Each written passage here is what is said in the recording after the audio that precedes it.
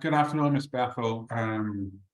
We'll just give it a few minutes, see if anyone else shows up to class today, and then we'll decide where we go from there. Okay.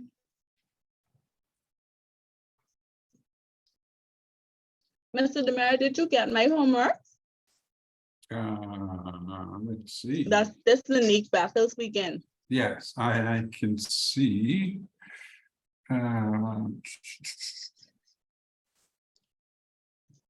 Yes, I did. Okay, just check in because I wasn't Sorry, sure. I should have let you know that I did receive it. My apologies. That's okay. I was only panicking. No need at all. It's only the first homework in any case. I'm trying to get 100 on every piece of homework. Ooh, ambitious woman.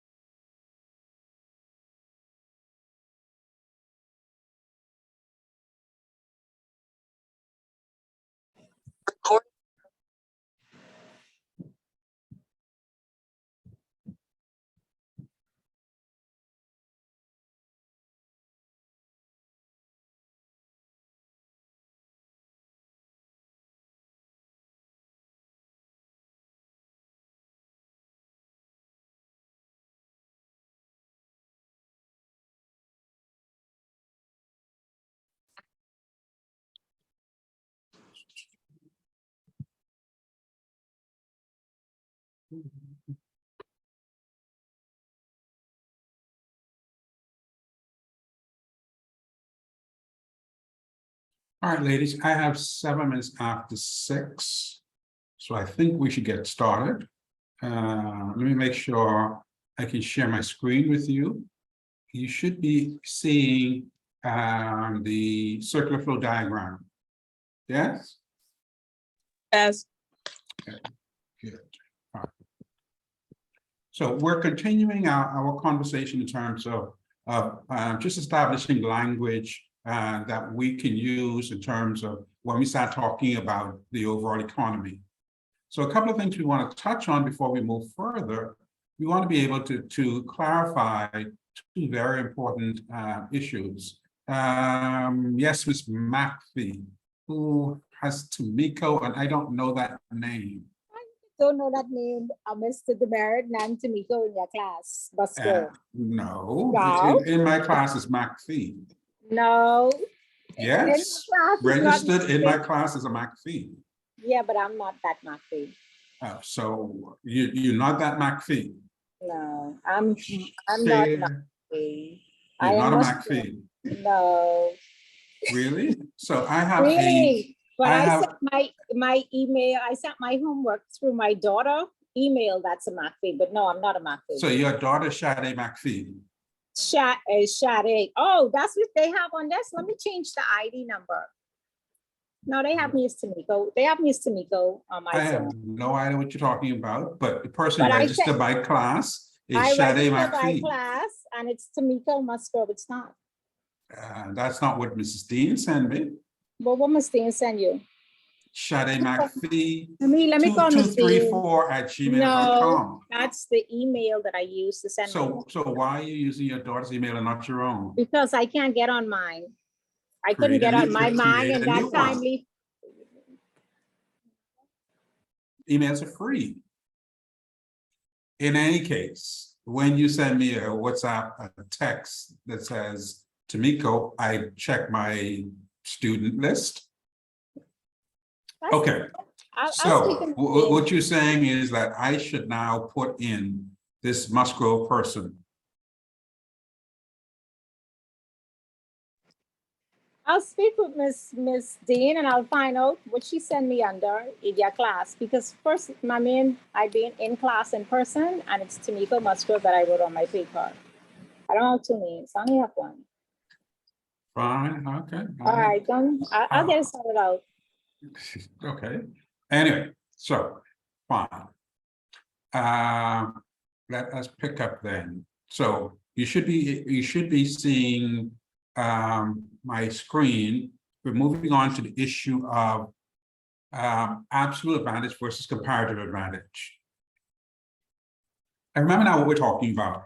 We're talking about the economy as a whole, macroeconomics. So we're interested in comparing economies, entire economies, as opposed to different sectors of any individual economy. So one of the things that when you start comparing economies, we're talking about how is it, for example, we in the Bahamas are very heavily involved in the tourism market. And we have significant amount of winter vegetables, onions, tomatoes, cucumbers, that sort of thing that we also export. And also we have citrus, lemons, limes, tangerines, and grapefruit produced predominantly in Abaco that we also export. So how is it that the Bahamas is right next door to Florida? Florida has a huge tourism economy. Disney World, Orlando, whatever, dwarfs the Bahamas economy.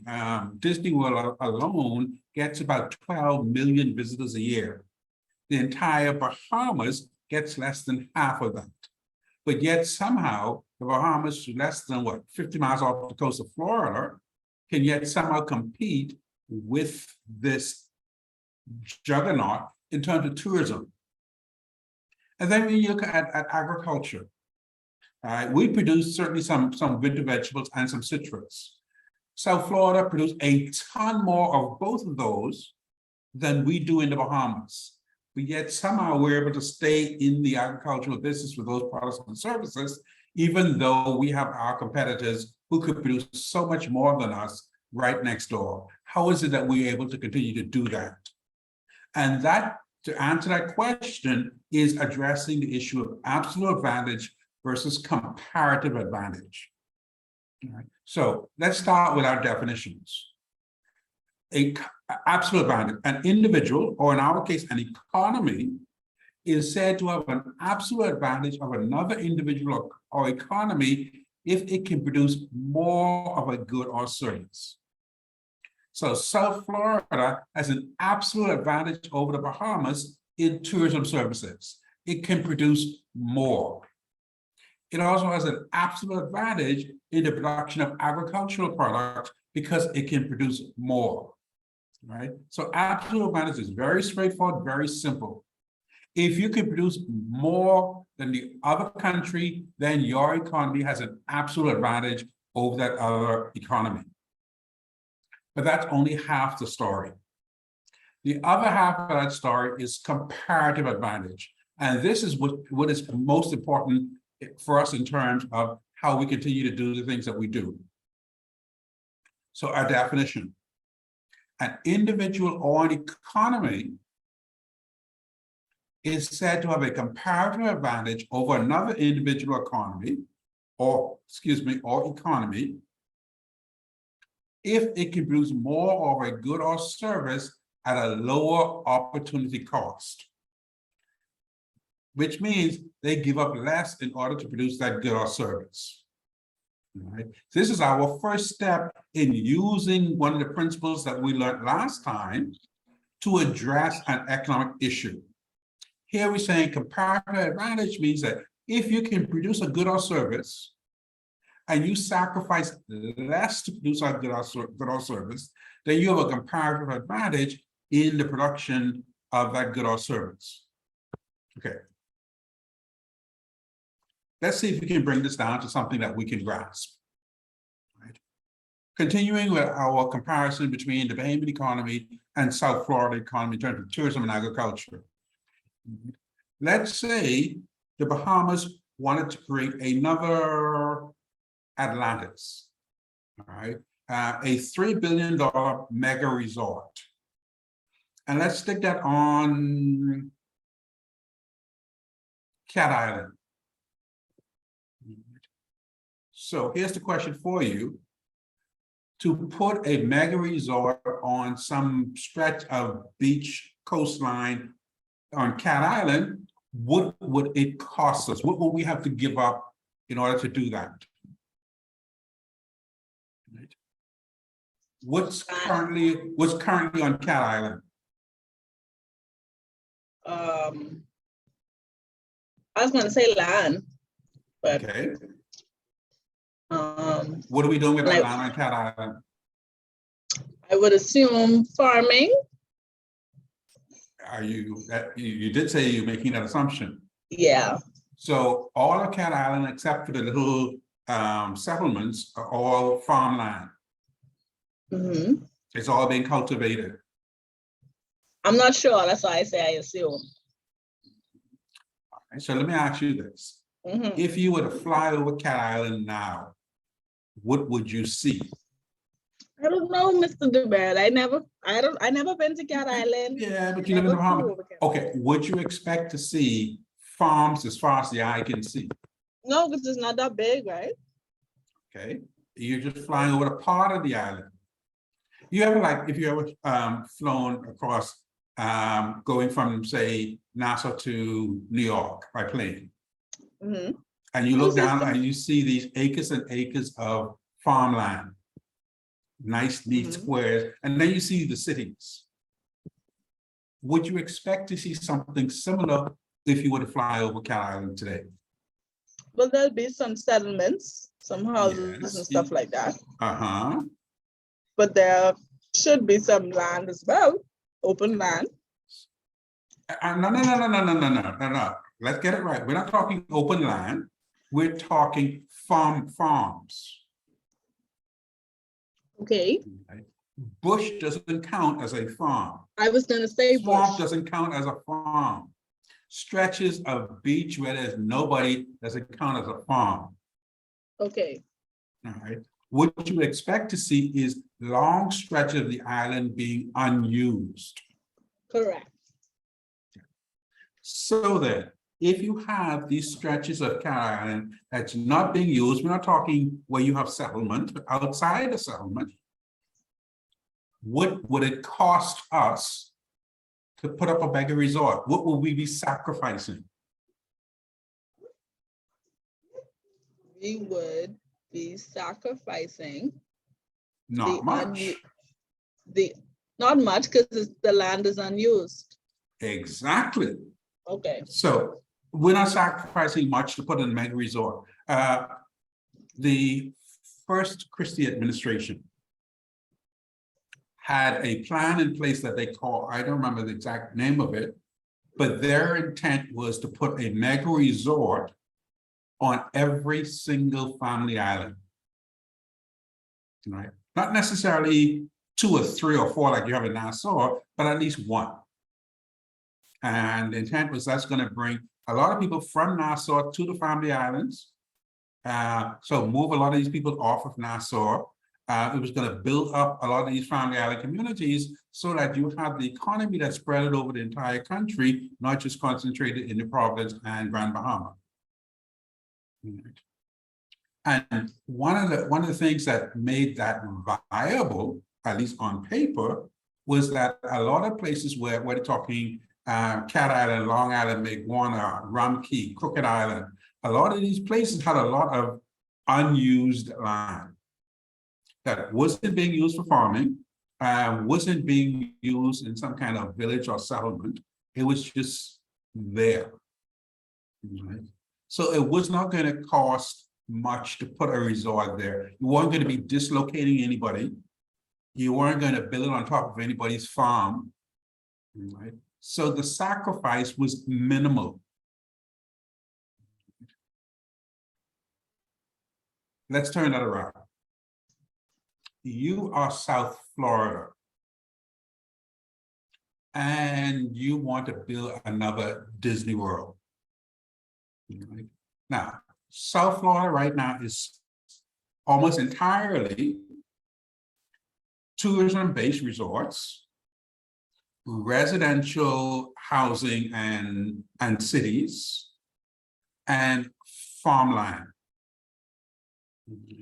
So if you're going to build another Disney World, where are you going to put it? Now, you can convert some of that farmland and pave over it and build another Disney World, but look what you sacrificed to build another Disney World. You sacrificed great farmland that was already producing. Or you can decide what, I'm going to move out some people and what, put it in some neighborhoods. Again, major sacrifices. So when you start talking about tourism, the Bahamas in the tourism industry and continue to expand in the tourism industry can be competitive with South Florida, because for us to be in the tourism industry, we make less of a sacrifice to be in the tourism industry and to stay in the tourism industry. We could build resorts, whether big or small. We have all these little family islands where we have lots of land that we're not doing anything with. Okay. What about agriculture? Let's say the powers that be in South Florida decide that they want to expand their sugarcane and their orange groves and tangerines and their citrus farms. Where are they going to do that? You're either going to have to displace some existing residential communities, or you're going to have to fill in maybe some of the Everglades, which you've prized so much as a natural resource, or you're going to have to encroach on some of your tourism areas. In any case, you see how it would have to be an enormous sacrifice for them to expand agriculture beyond where it is now. The opportunity cost for them of increasing agriculture is a significant cost of what they have to give up, what they would have to sacrifice. Now let's turn to the Bahamas. What if we wanted to expand agriculture on any one of those islands we just talked about? Remember now, this land is doing nothing. So it wouldn't cost us much, it wouldn't be much of a sacrifice to now convert that land that's currently doing nothing into some farmland. So whether you're talking agriculture or tourism services, the Bahamas makes less of a sacrifice. So the opportunity cost for us of being in the tourism industry or in the business of these winter vegetables and citrus, it costs us less. We sacrifice less. And that's why we're able to stay in the business. because we have a comparative advantage. We can produce more of a good or service at a lower opportunity cost. We give up less to produce tourism services and or agricultural services. That is the difference, and that's why we're still in the business, right? We're able to do it at a lower opportunity cost. Right? So let's see if we can put some numbers to that. So let's say, for example, if you look at this little table that I've created, top right-hand corner, if China could produce 100 shirts and 200 bicycles in an hour, and Italy can only produce 50 shirts and 70 bicycles an hour, we can say for absolute certainty that China has an absolute advantage in production of both shirts and bicycles because it can produce more of both. So far, so good. Right? If you can produce more, you have an absolute advantage. A comparative advantage, on the other hand, talk about how we can produce at a low opportunity cost. Right? So how do we go about determining if in fact there's a comparative advantage by either China or Italy in the production of shirts or bicycles? Here's the calculation. For every one bicycle that China produces, it gives up the possibility of producing 2 shirts.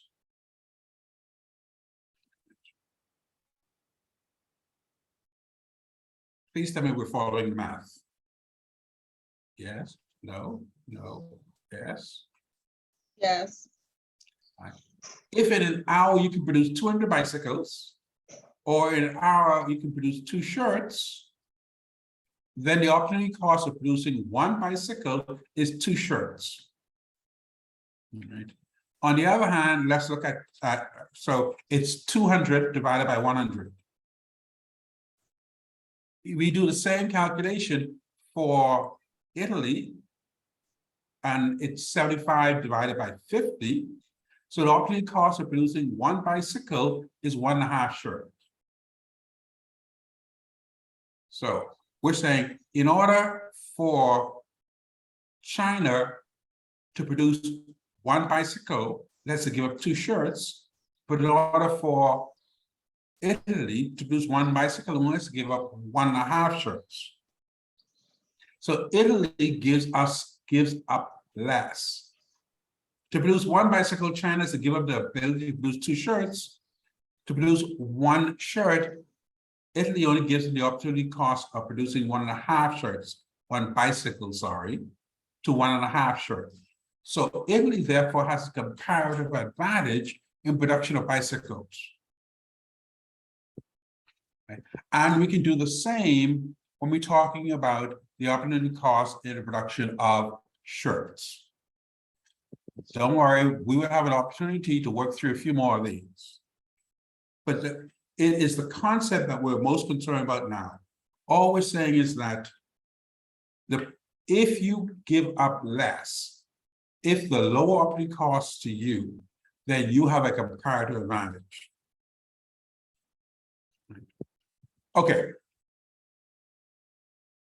This is the Florida example that we're talking about. It's in your notes, so if you want to read through it again in more detail, I think I have it in what I sent to you, email to you earlier. Okay. That aside, let's get back to our main discussion about what's happening in the overall economy. Last class, we ended our discussion on the circular flow diagram, and we said the basic circular flow omits the government. Remember, we said that because we said government gets involved in every aspect of the economy in one way or the other. So, but to make our circular flow diagram simple, we ignored government for the moment, and we ignored the foreign sector, the international economy. Right? But we're saying the fact of the matter is both the government and the foreign sector have major impact on most economies, including and especially ours. Right? Our conversation then is if government has such an impact on the overall economy that we can't even effectively leave them out of our circle for diagram, then what is exactly that government actually does in our economy? And even more importantly, what should it be doing? Right? What is the role of government in our economy, in any economy? Right? And we can identify 5 key functions, 5 key roles that we think governments are supposed to do. The first thing is governments provide goods and services. All right, there are 2 types, and we'll talk about those in more detail in a moment. But firstly, government provides goods and services. Governments redistribute incomes. They give subsidies to some industries, transfers to some industries. Right? So it takes from some and give to others. Governments, of course, taxes. Tax us, tax businesses, tax everybody. Governments also regulate business practices, issuing business licenses, making sure that the kind of stuff you put on the shelf is not going to poison people, making sure that you don't hire young children as underage workers, et cetera, et cetera. Regulation of business practices. Also, of course, governments establish our trade relationships with other economies, trade policies. So the 5 key roles that we are identifying is that governments provide goods and services, and we'll discuss what types of goods and services. Government redistribute incomes through subsidies and transfers include things like your national insurance payments, not your pension payments, but we're talking things like unemployment benefits. National insurance gives you money for having babies. I don't know, that doesn't make no sense to me, but it is what it is. National insurance gives you money if somebody dead. Again, I don't understand that, but so be it. Death benefits, they call it, etc. So you get the idea. Okay, let's talk about a little bit more detail about each one of these. So you certainly can stop me at any time if you have questions, comments, or some interventions, but apart from that, we will continue. Okay. Most economic arguments for government intervention, right, and the most cited reason people have for why they think we need a government, or any government, is that there are some products and services that the marketplace cannot produce or would choose not to produce. Right. That is, there are some, the marketplace cannot provide what we're calling public goods. And the marketplace also cannot deal with externalities. So the marketplace, I am only concerned with my business. Now, the fact that my business happened to have some negative effect on your life, well, you know, dog eat your lunch. Right? Whether it's positive or negative externality, that ain't got nothing to do with me. All right? The marketplace, the private sector, generally does not focus on externalities, and it certainly does not provide public goods. Right? Now, when we say public goods, what exactly do we mean? All right? There are 2 things when we talk about public goods. Public goods have to be what is called non-excludable and or non-rivalrous. If we're talking about public goods have to be either non-excludable or non-rivalrous. What does that mean? Non-excludable goods or non-excludability says that people who do not pay cannot be excluded from the benefit of a good or service. Just because you didn't pay doesn't mean you can't benefit from it. So a public good is available to people even if those persons haven't paid for that product or service. Say, for example, a public park. Right? Just because you didn't contribute to to that park doesn't mean they can say you can't come in. A public good. All right. Many would argue that PMH is a public good. I mean, yeah, you may pay a registration fee, but for all intents and purposes, whether you could pay or not, you show up at A&E at Princess Margaret Hospital and they can take care of you. That's right. Okay.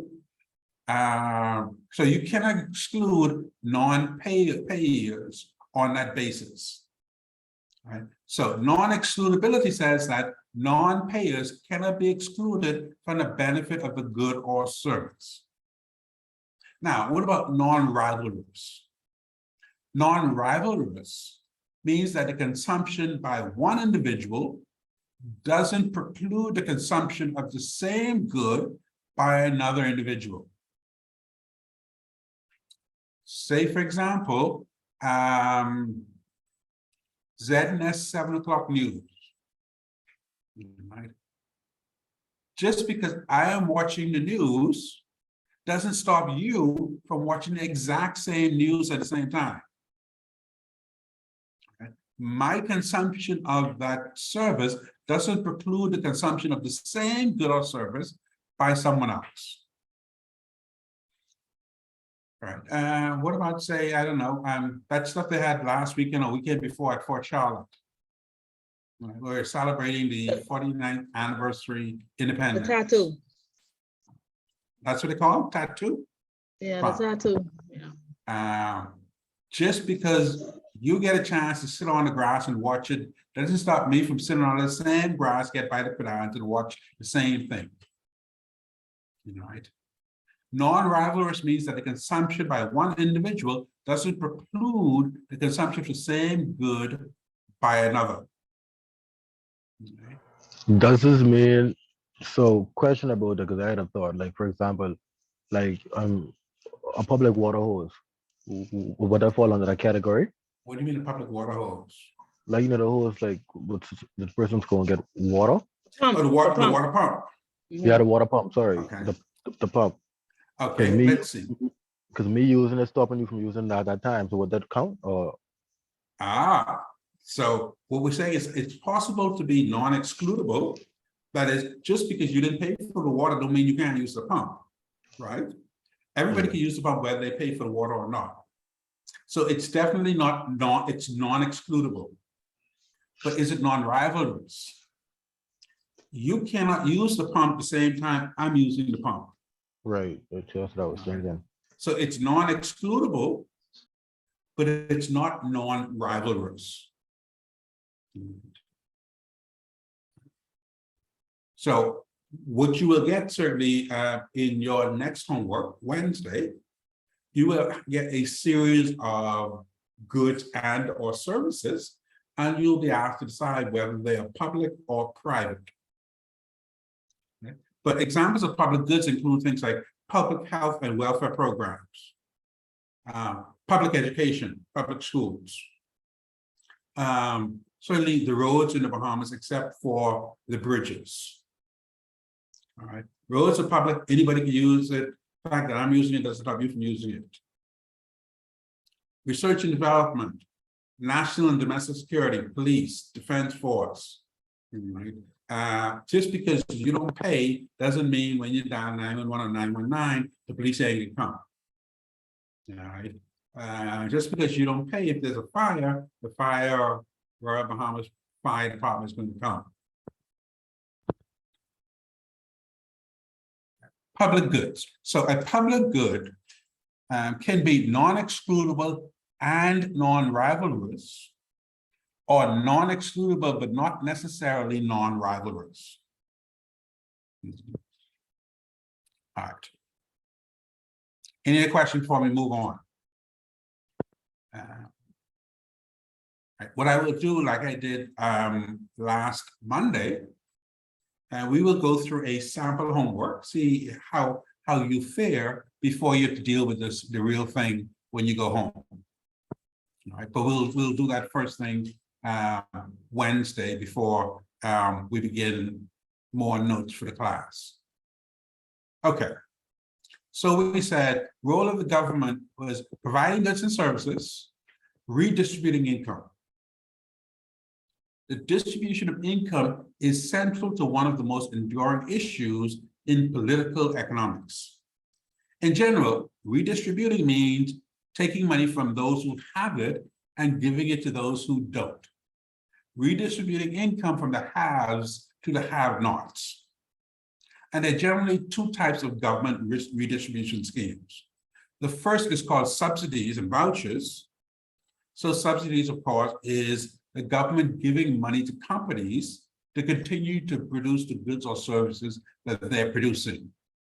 So, for example, the government provides subsidies to Bahamas Air, tons of subsidies to Bahamas Air.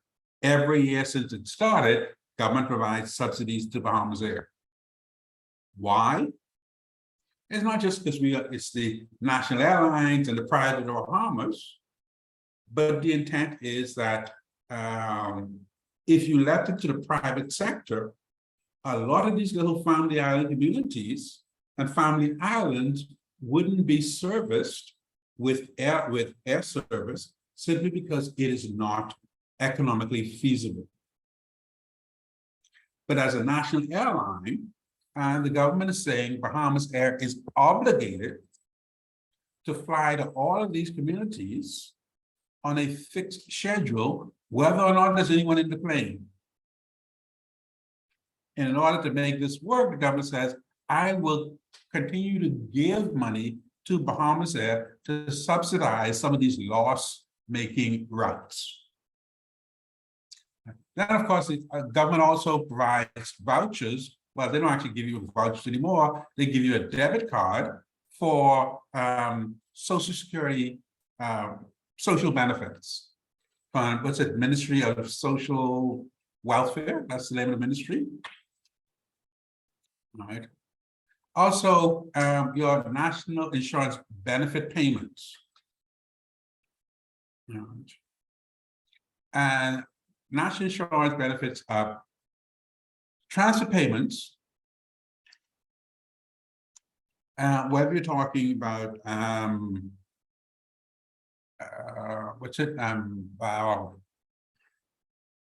workers' compensation, where you get hurt on the job, unemployment benefits, debt benefits, maternity benefits.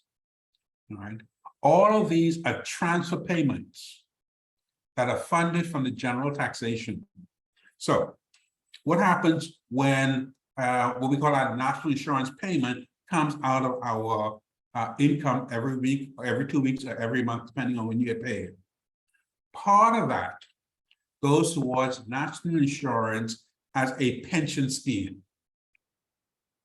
And then part of it goes towards national insurance as a benefit scheme. Right? In most countries, those two activities are separated into different institutions. So, for example, in the United States, you have Social Security Administration. Right? They deal with pension and pension alone.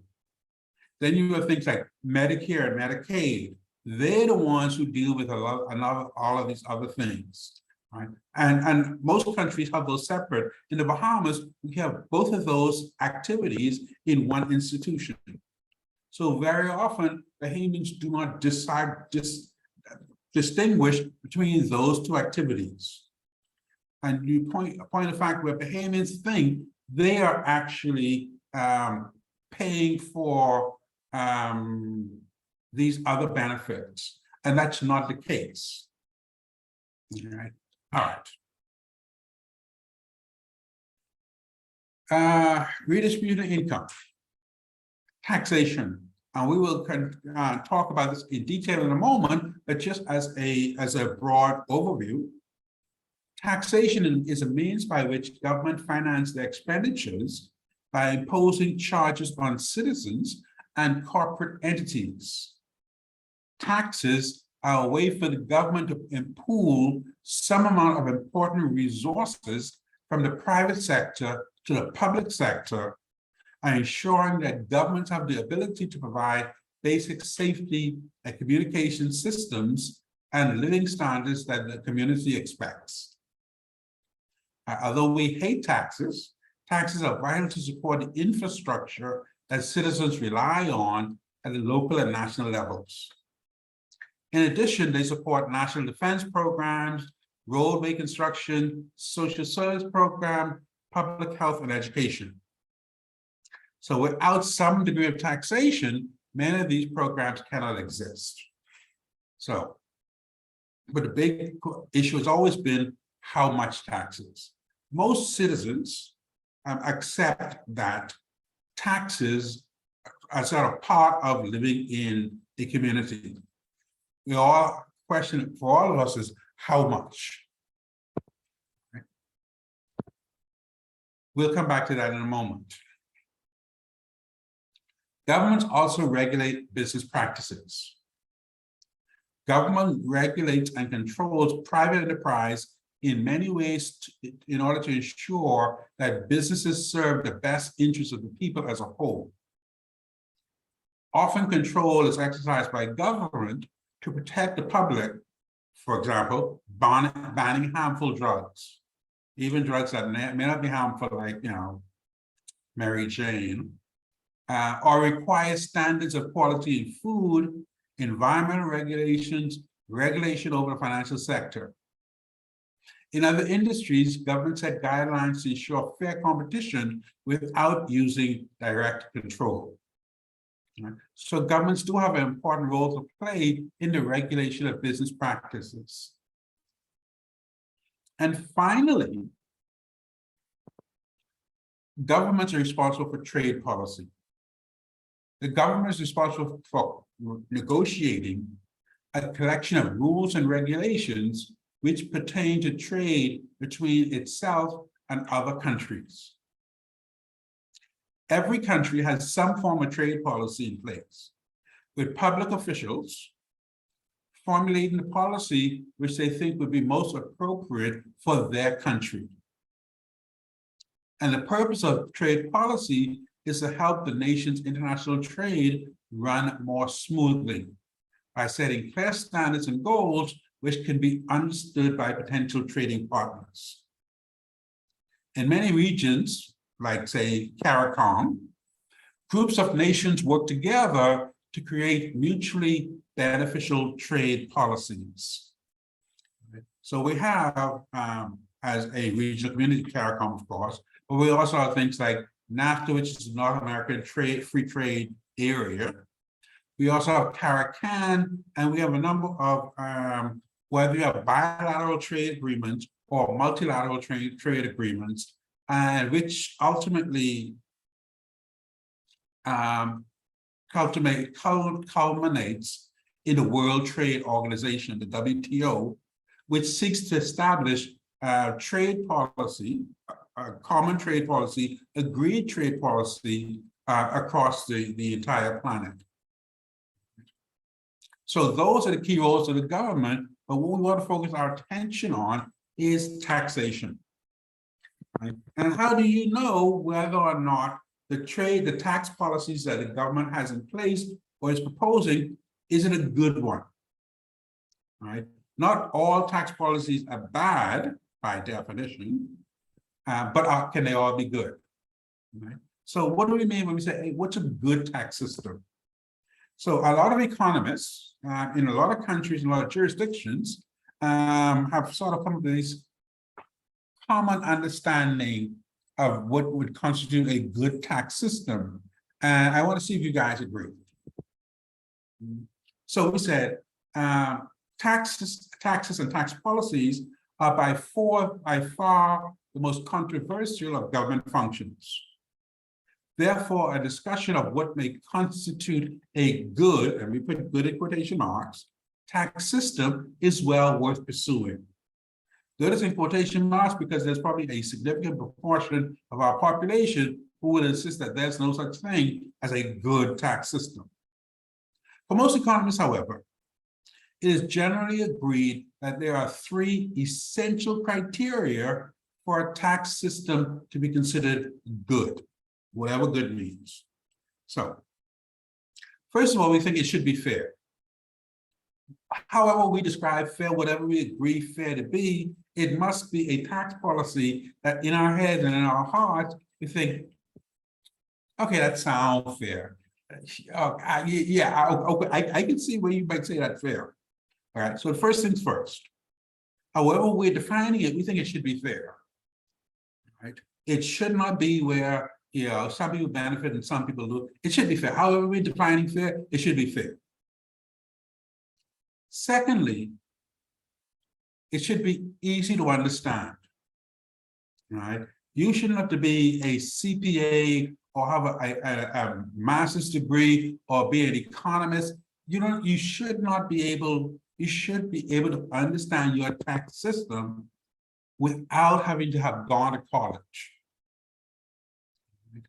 So one, we think if you're going to talk about a good tax system, by now it should be fair. Whatever we agree to fair to be, it should be fair.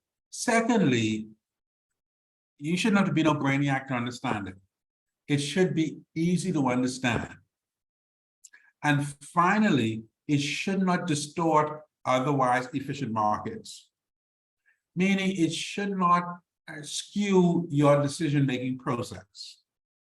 Right? Your choice of whether to buy product A or product B shouldn't depend on the difference in taxes if these two products do the exact same thing. Right? You shouldn't have one brand of bleach, another brand of bleach, and there are different taxes on those brands of bleach. Right? So, good tax system. We think it should be fair, should be easy to understand, and should not get in the way of our choices. So far, so good? Yes. Any disagreement? No, that's good. All right, so why don't we look at these more closely? What do we mean by fair? All right, so one way we think of fairness is that, okay, follow me here. All right. What if the tax system, all right, when we talk about fairness, say an individual's tax liability, that is how much you should pay in taxes, should depend on how much benefit you get from the government. The more benefit you get, the more tax you should pay. Let me give you an example. Gas tax. Right? You know, in the Bahamas, right, all taxes go into the consolidated fund. Right? Go into this great big pool, great big kitty, and then the government distributes it however it wishes. All right. But what if things were different? All right. You know that we pay tax on gas, right? The government gets a chunk of change from every gallon of gas that is sold. Mm-hmm.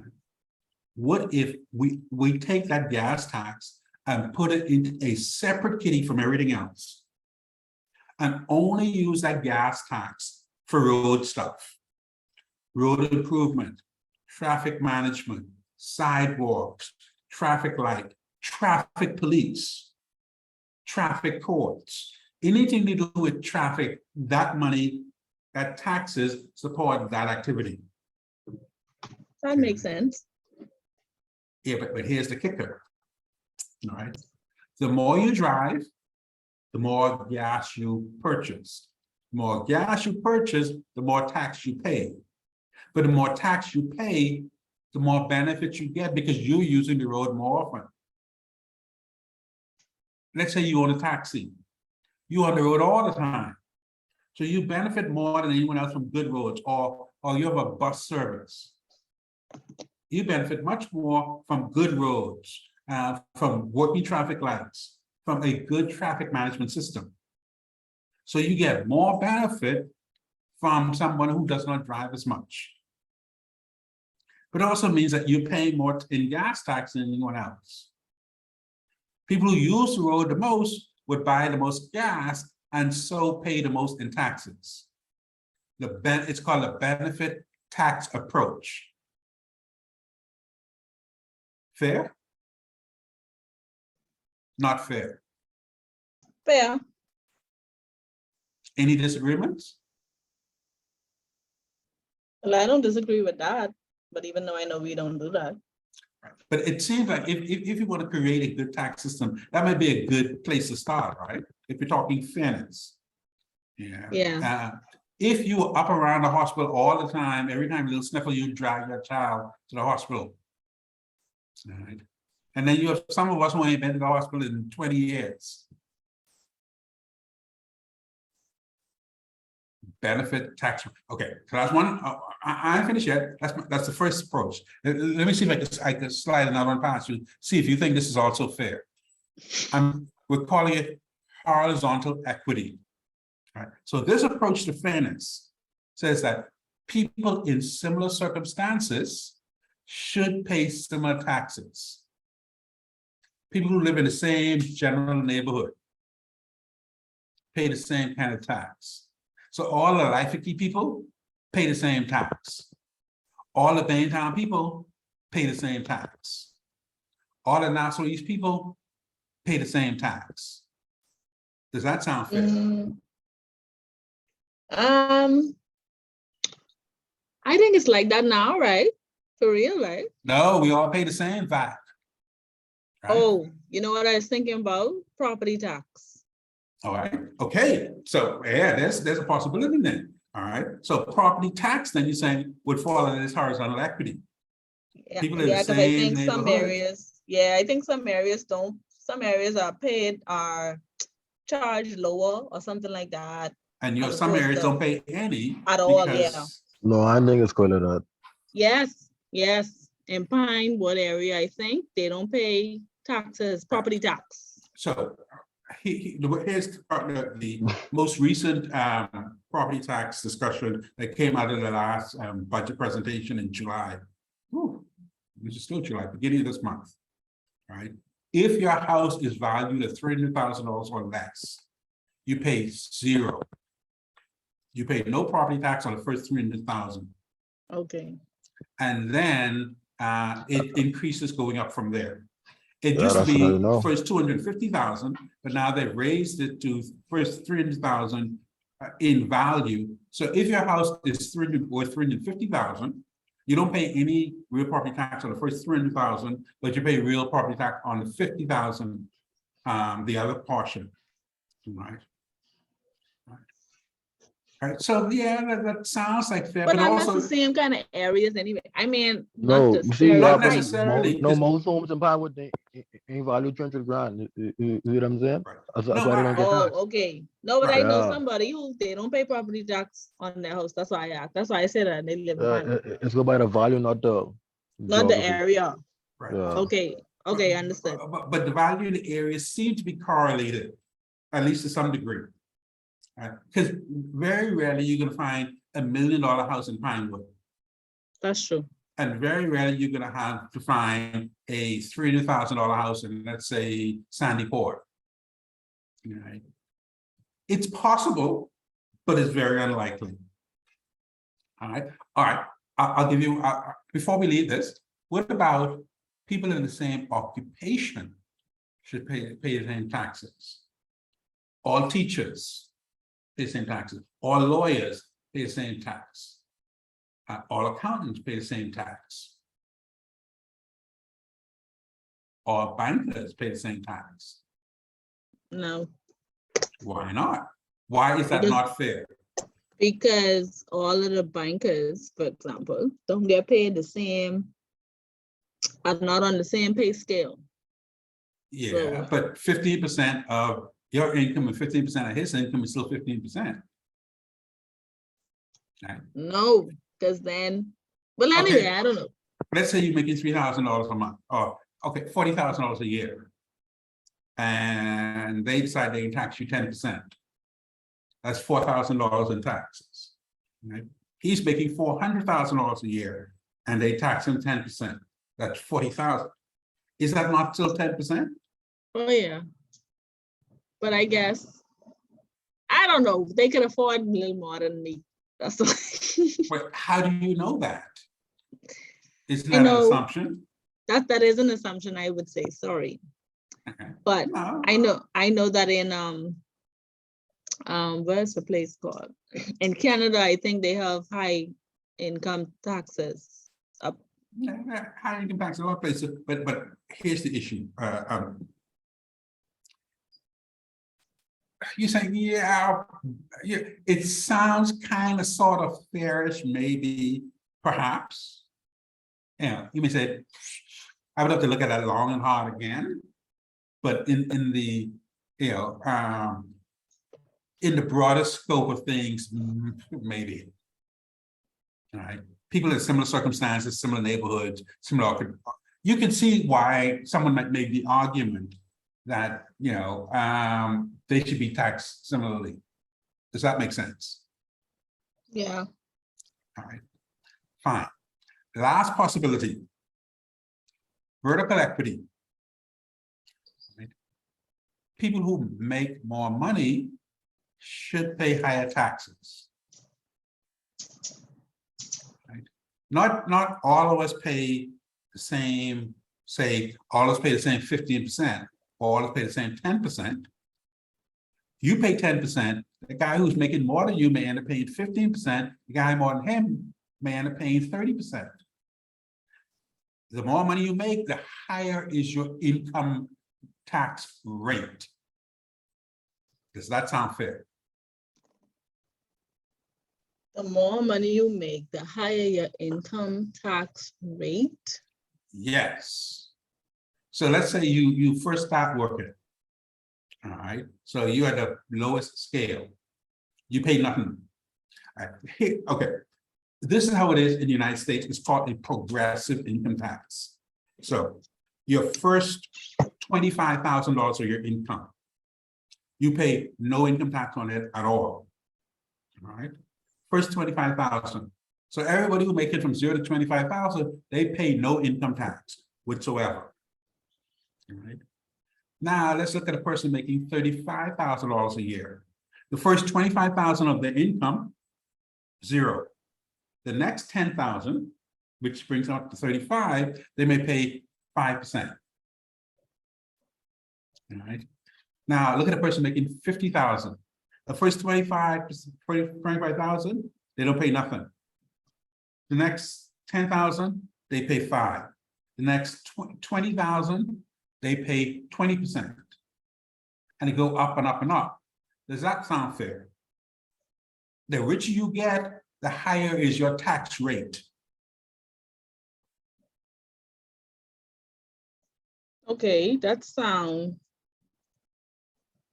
I mean, I guess it sounds fair. Unless you're the rich person. Correct. So yes. So again, this is progressive income tax. And in countries who have this, like the United States, there is of course a limit. All right. And whether that limit is say 50,000 or 100,000, they'll say, all right, up to say, once you get to 100,000, we start taxing you at 33 1/3%. And no matter how much you make over that, we're still only going to tax it at 33 1/3%.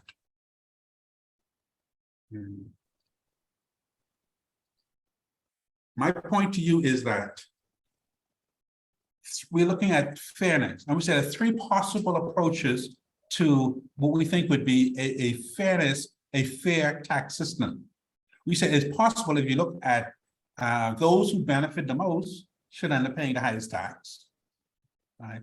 So that you don't sort of what we call a free rider situation where you benefit but not having to pay anything. If you benefit the most, you pay the most. One approach. The second approach is that everybody in similar circumstances should pay similar taxes, or everybody who live in the same neighborhood should pay similar taxes, or people in the same occupation should pay similar taxes. That's called horizontal equity. So the tax rate will be the same across segments. Then we have vertical equity, which says the more money you make, the higher should be your taxes. All right, vertical equity, people with higher incomes should be higher taxes. Now, we could argue all day long, but at least is it possible for us to see where these 3 approaches at least has the appearance of some degree of fairness. All right. So we can argue about it, but we like to believe that. at Can least you these speak three about- approaches- So sorry to Uh-huh. interrupt. Can you just, I understand that the US tax system, but I'm still struggling to understand how it's beneficial. Because how I feel based on of what I understand of it is you're incentivized like in a way to make less money. Like it's not, It depends on the tax rate, and we will talk about this eventually. Let's see. Oh, that's all the way next week, week before next, in a couple of weeks. I'll give you a preview now.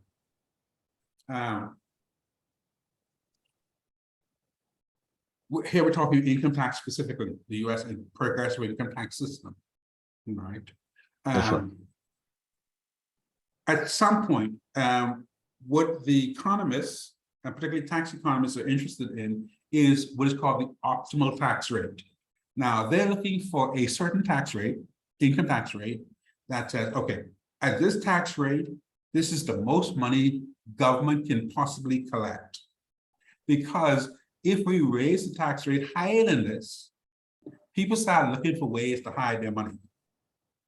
Whether we're talking tax evasion, which is illegal, or tax avoidance, which is the legal way of hiding the money. Either way, once you get past a certain rate, people start looking for excuses, but start with the rich people, looking for ways to hide their income. Right? So tax economists are looking for what they call the ideal tax rate. You don't want to charge less than this rate, because that means that it's possible for the government to make even more money by just increasing the tax rate slightly. The problem is it's very difficult to find out exactly what that sweet spot is, what that sweet tax rate is that is going to make the most money that government can make without causing people to start looking for ways to hide their money. Because what they're doing, they're weighing the benefit. This tax economists are weighing the benefit of saying, okay, how much money can we possibly raise compared to the cost of those paying the taxes? Because at some point, as a taxpayer, you can decide, you know what, I would rather risk going to jail and hide my money than letting these bastards take even more money out of my income. All right. And this has happened in the United States. We'll talk about this under President Ronald Reagan, where they tried to exploit this and find a sweet tax spot, and they got it very, very, very wrong. And the result was that the U.S. ended up having the largest deficit ever in the history of that country or any other country as a percentage of their GDP. Right? And it took 4 years of President Reagan's administration. It took 4 years of President Bush's, Daddy Bush, his administration, and it took 8 years of President Clinton's administration. All of them were back to back before they were able to finally fix that situation. So it took better than 16 years and 3 presidents before they were able to undo the mess that they caused by getting that tax rate wrong way back when. All right. But we can talk about that in great detail in a couple of weeks. But it's a very, very interesting story about what happens when you get this thing wrong. But yes, the United States progressive tax system is extraordinarily complicated. Remember what we said here? Here's our issue in terms of our good tax system. We said it should be easy to understand and simple. The U.S. Income tax system is anything but simple or easy to understand, to the point where almost no Americans do their own taxes anymore. You have an entire industry dedicated to doing people's taxes. That's how complicated the system is. That's how you do need a CPA to file U.S. income taxes. Right? Which brings us to the question of, is that necessarily a good tax system if nobody can understand it? A good tax system should be as simple as possible. making it easy for everyone to understand. It also makes it easier to administer. You don't need a whole lot of people. You don't need an entire IRS, like what the US has, to administer this tax system. And an easy and simple tax system also makes it very hard to avoid paying the tax. Now, I put down a few here, and I wanted your opinion, your take on it. Is value-added tax a simple tax? Forget whether it is fair or not. Is it simple? Is it easy to understand? Anyone? Yes, it's very simple. Charge a flat Yes. fee on all goods and services. 10%. All goods and services. Simple as that. Yeah. Now, under the previous Minnis administration, there was a number of exemptions. All right. But this new administration, the Davis administration, has simplified this, made it and said value-added tax applies to everything all the time, full stop. Now, that makes it easy to understand. What about administration? How do they collect this value-added tax? They collect it from businesses. Uh-huh. Businesses who make a profit of $100,000 a year, I think, or more. No, not profit. It's sales, but that's not I the mean, point here. sales, The point is that they collect it from businesses. right? Would you agree with me that there are a lot fewer businesses than there are people? I would agree. Because we have 400,000 people, and we Definitely. have Definitely. all right. So then it's easier for Inland Revenue, which is the tax agency, to only deal with a couple of thousand businesses than trying to deal with 400,000 people. Easy to administer. Is it easy to avoid paying value-added tax? Can you avoid paying value-added tax? It's not easy to avoid unless you planning on not Hold on. buying no goods and services. Okay. Question, Yes. right? Because that's some just dawned on me, and you may be able to offer some insight, right? Like, so when businesses import goods, Mhm. the government tax the import, they tax the import goods, right? And then they also, then when the businesses sell the goods to the public, and the government also get a portion of that tax as well. So where businesses get taxed twice for bringing in a good, or No, for selling a good. no, No? businesses don't pay value-added tax. Okay. For Businesses importing, collect value-added tax, Right.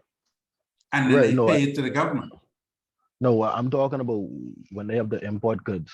Right. Do So they pay tax businesses, on import goods? businesses pay an import duty. Right. All right. And the Right. all right. And then so that import duty is part of the cost to them of bringing this product into the country. Right. Then they sell the product. And part of the price of that product is value-added tax, 10%. Okay. You bring in a product for $100 and you pay customs duty of 20%. So it costs you $120 to land it. Recording Right. in progress was Toastmaster Email Rule. I'm sorry. Toastmaster, go- somebody or other. Anyway, Hello. fine. So this product cost the company $120 landed. You've now cleared customs, and let's say you now sell that, your price now takes it up to $200. All right, the $80 is your profit. All right. Government says that value-added tax is 10%. So you sell that product for $220. Still with me? Yes, I hear you. Now, government gets $20 in value-added tax, and government gets $20 from import duty. Is that what But you don't get you're taxed on your talking about? profit. Yeah, but you don't get taxed on your profit, or your profit is static. Is that correct? Yeah, but Okay. So the But you government see, is just you see the facilitating the problem? tax to the business. Yes, but here the government is double dipping. Is Well, getting money from import duties uh, and getting money from value-added tax. That's what I was saying. See, that was But yeah, I didn't read it right first. I Right. understand, and a lot of people have raised this point because the initial intent of value-added tax was to replace customs duties. Okay. So that the Bahamas can join the World Trade Organization. Because the World Trade Oh. Organization, the WTO, is seeking to eliminate import duties around the world. Easier for trade. And the idea is that the money that you would have gotten from import duties, if you now impose a value-added tax or a sales tax, as a government, you don't lose because you make that money back in taxes. So you could cut out import duties, but make the money back in value-added tax or some sales tax. But somewhere along the line, between administrations, they have kept both. In some situations, not across the board, in some situations, they've kept both. That's interesting. Okay. Not nice, not fair, but it is what it is. Okay, what about a sales tax? Is a sales tax simple? Is it easy to understand? Sales tax is very much like a value-added tax. All right.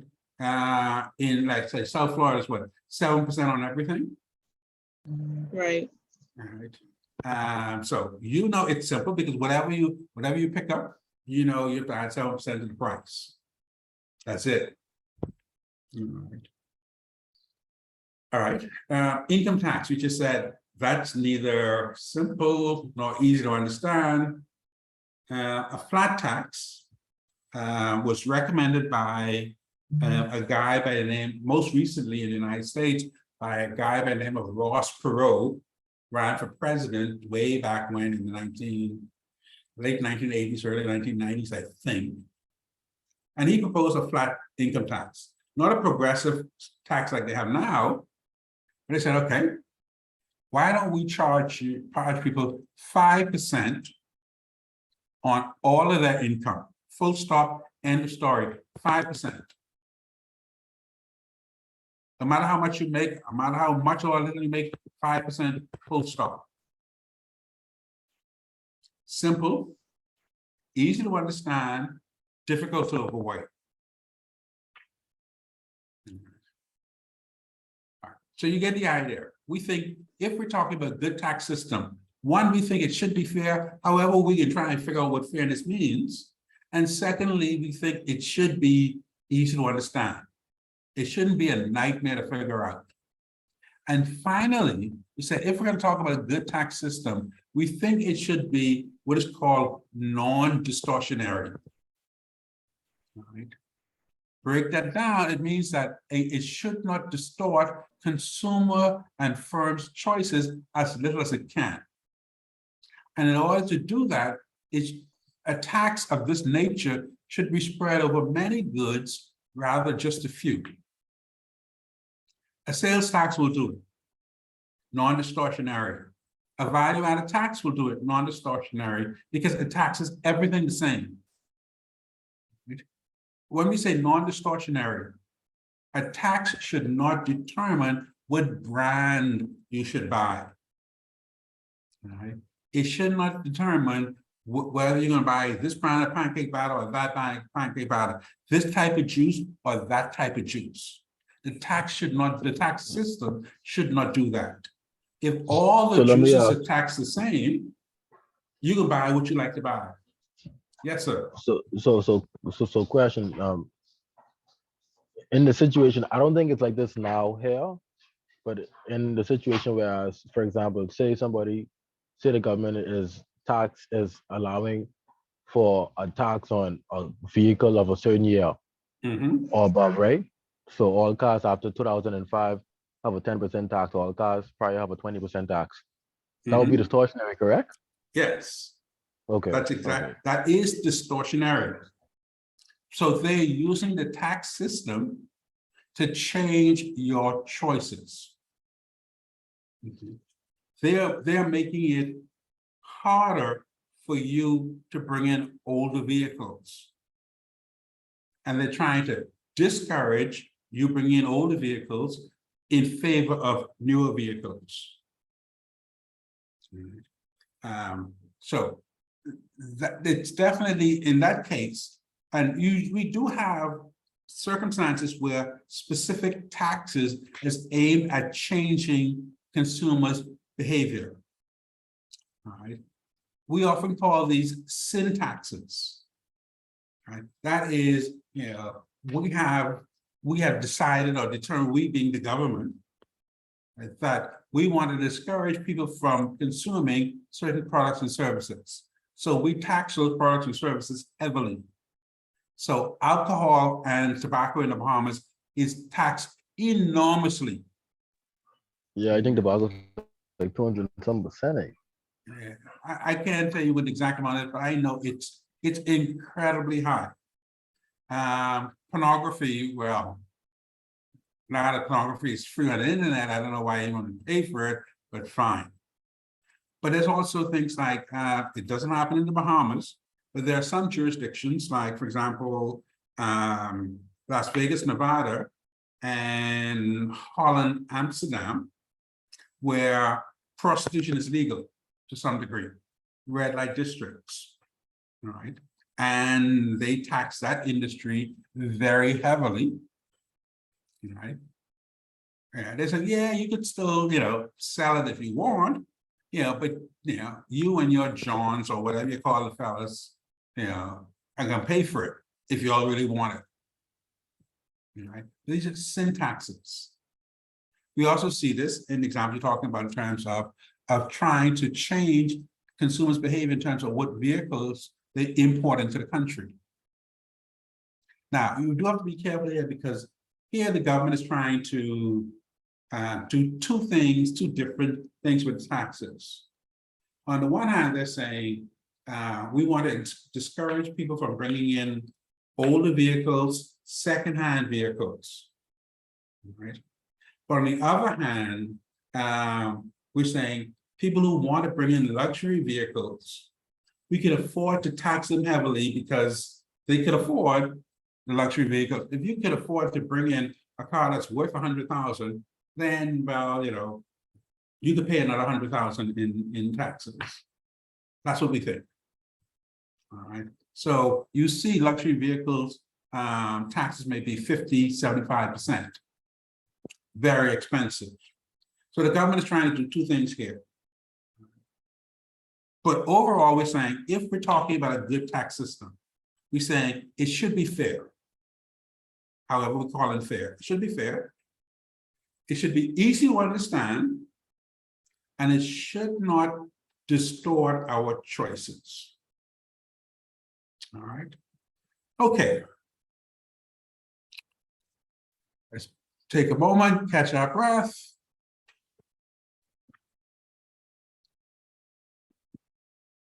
I have 722. All right. If there's anything, any subject for which macroeconomics falls most heavily is the whole issue of demand and supply and market equilibrium. So we're going to spend as much time as necessary to make sure that this, if macroeconomics and economics in general is a foundational force, demand, supply, and market equilibrium is the foundation of that foundation. This is the rebar, the steel, in our columns. Right? This we have to nail down. So we're going to take our time and make sure we get it right, because a lot of this is common sense, but now we are formalizing our understanding of these common sense terms. So first things first, when we talk about demand for a good or service, what do we mean? Right? So in order for there to be demand for a good or service, the following three conditions must be satisfied simultaneously. One out of three ain't you do. Two out of three ain't you do. You have to have all three at the same time for you to say, I have a demand for a product or service. The first condition is that you must be prepared to consume that good or service at that time. You gotta want it when you want it. You don't have a demand for a product 10 years from now. A possible future interest in the consumption of a good or service does not constitute demand. All right. I'm in the market for a wife. Okay, I have a wife, but let's say I was in the market for a wife. When I finished school in 3 years, well, brother man, you don't have a demand for a wife because you don't want a wife now. You want a house. So you said, I have a demand for a house, but you don't even have the down payment, and it can take you a couple of years to get the down payment. You do not have a demand for a house. You have a wish, you have a dream, but you don't have demand. First things first, you must be prepared to consume that good or service at that time. Secondly, for there to be demand for a product, you must have a desire to consume that good or service. You cannot say you have a demand for a product that you have no interest in consuming. I have no demand for feminine hygiene products. I don't want to know what to do with them. All right. I have no desire to consume that good or service. All right. Not now, not tomorrow, not no time in the future, never in the past. I do not have a demand for that product because I have no desire to consume that product or service. So for there to be demand, you must be ready to consume that product at that time, and it must be a product you actually want to consume. And finally, you got to be able to pay for it. An individual must have the financial capability of acquiring that good or service. You cannot have a demand for a product that you're unable to afford to purchase.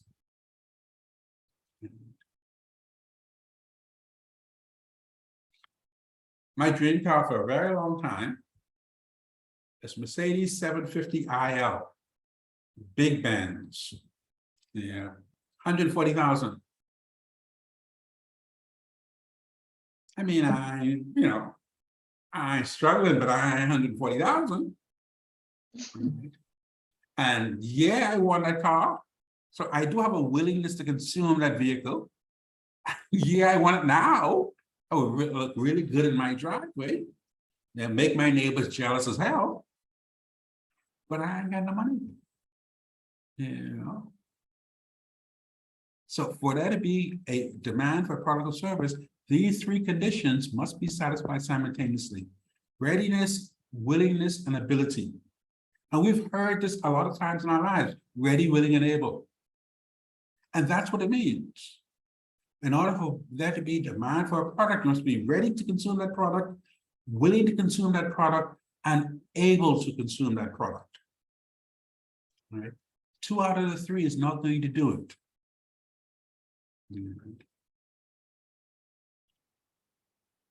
So that's that demand. Now, secondly, we want to nail down our theoretical understanding of what the actual law of demand says, not what we think it says. Right? The law of demand says all other things being equal, here's our ceteris paribus assumption. So you ignore everything else. Let me say all other things being equal, everything else that could affect the possibilities, all other things being equal, an increase in the price of a good or service will lead to a decline in the quantity demanded of that good or service. Similarly, a decrease in the price of a good or service will lead to an increase in quantity demanded of that good or service. If they raise their price, they're likely to lose some business. Quantity demand is going to go down. Sales are going to go down. If they lower their price, if they have a sale, you would expect demand to go up. More people come into the store, more people looking to buy because they see you having a sale. And a sale is nothing more than a decline in the price. You lowered your price. I put up a little demand schedule. All right. And a demand schedule is just simply a list of prices and the associated quantities demanded. So the law of demand says when price goes up, quantity demanded goes down.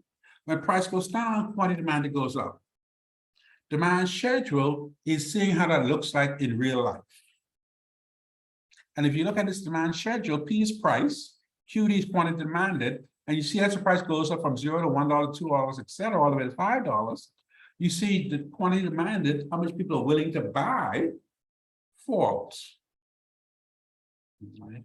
To the point where when they raise their price to $5 from $4 to $5, people demand that fell to 0, suck their teeth and walk back out the door. All right. So a demand schedule is simply a list of prices and associated quantities demanded. Okay. We usually get the demand schedule from surveys. And these surveys are usually conducted by what we call relevant pricing authorities. In the Bahamas, that's usually the Department of Statistics. So the Department of Statistics will go out, this Department of Statistics will go out and they do surveys, go to stores, mom and pop stores, medium-sized stores, great big supermarkets. And they're asking the same question out of each of those. They will start each surveyor, well, they probably do it by phone nowadays or by computers. But each surveyor, survey person, because a surveyor is somebody different, each survey person will have a list of products that they are going to inquire about. And let's say one of those products is 12-ounce bottle of Joy dish detergent. All right. And the surveyor will call up Solomon's and ask them, well, what's the price of your 12-ounce bottle of Joy dish detergent this week? And they say, well, it is whatever the price is. And they'll ask you, well, how many bottles did you sell this week? Right. And they will do that for every store on their list. Ask the same question. What's the price of your 12-ounce bottle of Joy dish detergent? How many you sold this week? And they would do this week after week after week, and they would end up plugging all this information into their computers, and you can get a table that looks like this. It's usually a lot more complicated than this, but in its simplest form, it has a list of prices of Joy dish detergent from the cheapest to the most expensive price that stores have priced their Joy dish detergent, and how many Joy dish detergents were actually sold at those various prices. All right.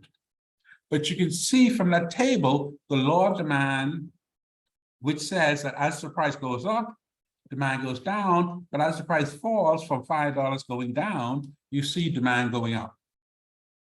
Right? So the demand schedule is a simple list of associated prices. And then we have a demand curve. Now, go back a second. Here's our demand schedule. The demand schedule is just a table with a list of prices and associated quantities demanded. Demand curve says you take that list of various prices and you graph it. You see the very first graph point, 0.5. That corresponds with the price of $5. You see, price is on the vertical axis from 0, 1, 2, 3, 4, $5.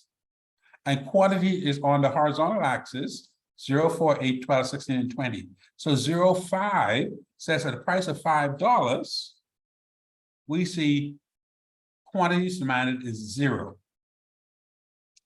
Right? And when price went to $4, dropped to $4, quantity demanded went up to 4 units.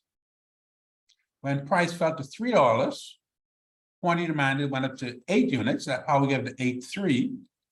When price went to $2, quantity demanded went to 12. See 12.2. When price was $1, demand fell to 16. Sorry, demand went up to 16 units. That's a 16.1. And when it was free, that's why the price of 0 means that there's no cost. The most people will want is 20 units. Right. So all we did is we took the demand schedule and we graph it.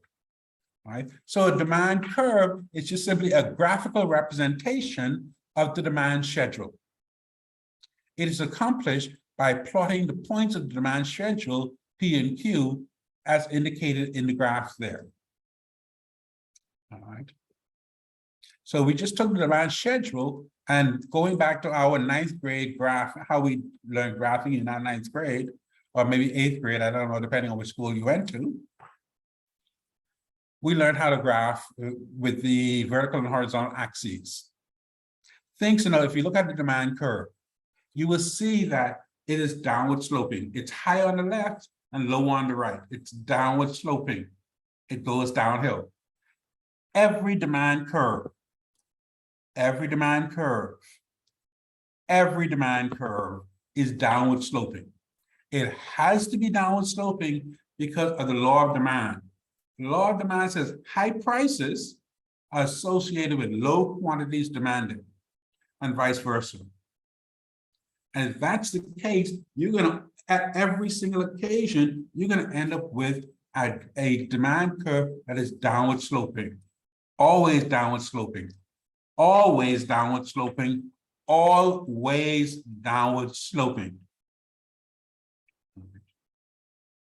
The other thing that we want to note is that price and quantity demanded, that's the P and the QD, are negatively or inversely related. Let's look at our demand schedule. You see, when we say inversely or negatively related, which this means that they go in opposite directions to each other. If price is going up, quantity demand is going down. If price is going down, quantity demand is going up. They go in opposite to each other.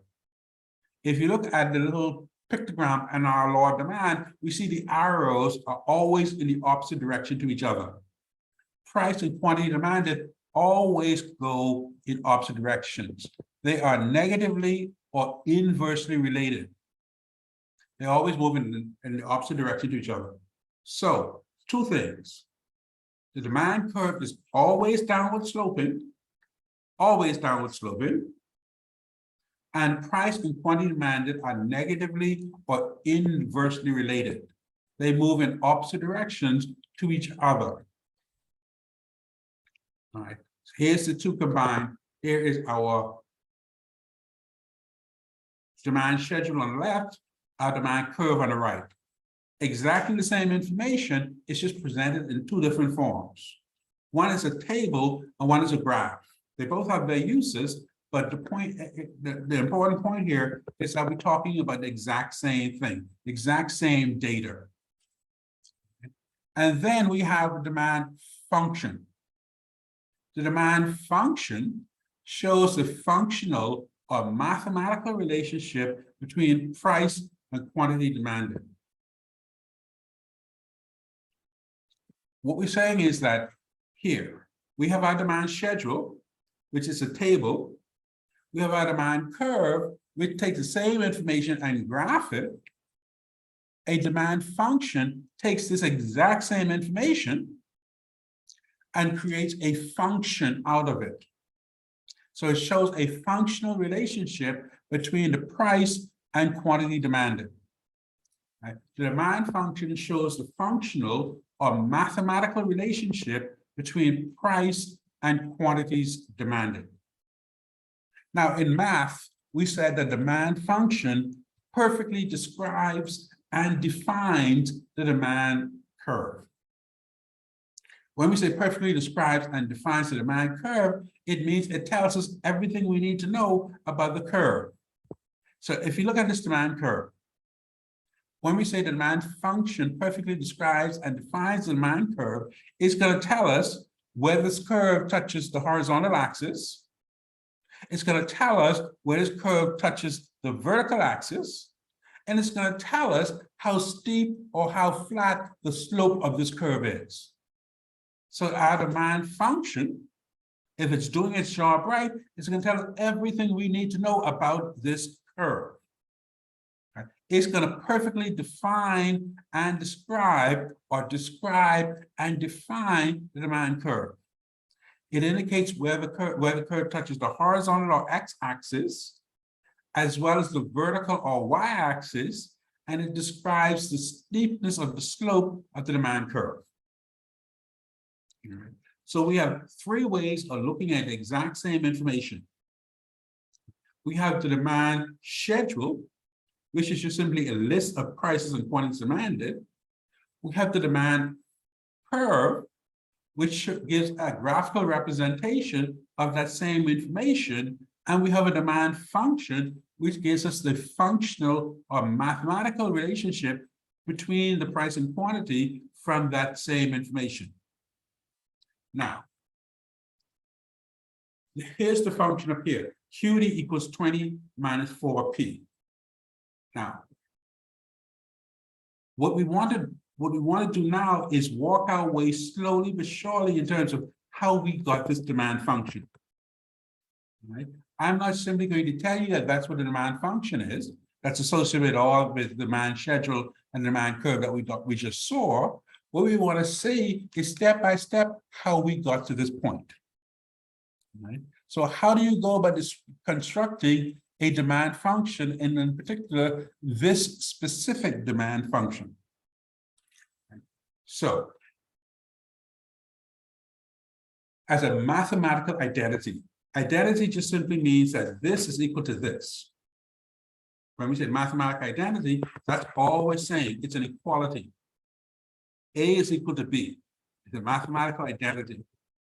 A mathematical identity that is an equality function associates P and Q. Right? So we are constructing a function that's going to relate P and Q being somehow, some way equal to each other. All right. So to do that first, we put them on opposite sides of an equal sign. So the demand function, first of all, is going to separate our two variables, our price and our quantity demand, how much price we're going to charge versus how much of this item is going to be sold. First we do that, we stick an equal sign between the two. So we end up with a Q on one side and a P on one side. How do we know which side P is on and which side Q is on? First thing we want, again, going back to our understanding of math, nothing too complicated. The amount that you're going to sell. You would agree with me, it depends on what price you're going to charge. Right? The price doesn't depend on the quantity. How much you sell is going to depend on what price you charge. Right? So you get to choose whatever price you want, and then you have to live with how much is going to be sold at that price. So you have total control over the price, but once you establish your price, you have no control about how many people are going to be willing to buy at that price. So we say the price is independent. You get to choose the price. But once you choose the price, the quantity demanded, the amount that's going to be sold, is dependent on what price you charge. Does that make sense? The price is the independent variable, and how much you're going to sell that is quantity demanded is the dependent variable. Right. In mathematics, then, in any function, the dependent variable or the outcome variable is always on the left-hand side of the equal sign. Right. On the right-hand side of the equal sign is the independent variable or the acting variable. So your dependent variable is on the left-hand side of any equation, any equal sign, and the independent variable is always on the right-hand side of the equal sign.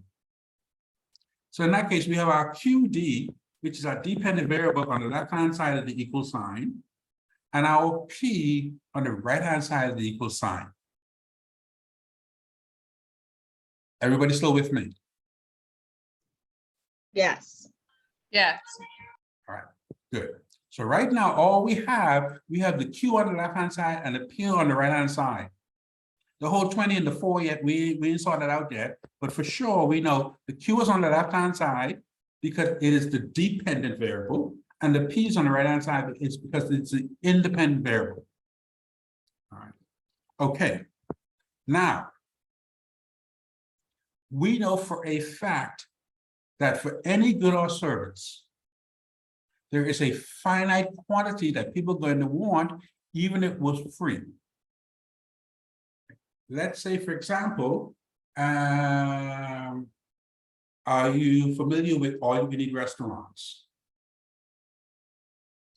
You pay one price, and you can eat until you burst necessarily. So how is it that all-you-can-eat restaurants can stay in business? How does that actually work? Well, because they know that there is a limit to anybody's stomach. All right. So just because I say you can eat all you want, that doesn't mean you can eat everything. All you can eat. All right. Similarly, let's say you have master technicians. This is an appliance store on Mackey Street. My mouth's dry. And they're going out of business. And whatever reason they got it in their heads, freezers are free. You know, the standard freezer, not refrigerator, the freezers. Right. Only problem is that, you know, how many freezers can you actually need in your house? Even if they're free. Give you another example. Let's say KFC giving away chicken, but you have to eat it in the store. How many pieces of chicken can you realistically eat?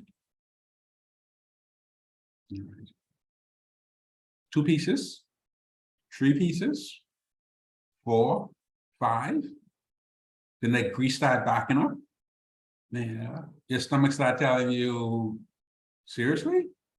I'm bringing this all back up if you don't watch it out. All right. So the idea there is that there is a limit, even if it was free. Okay.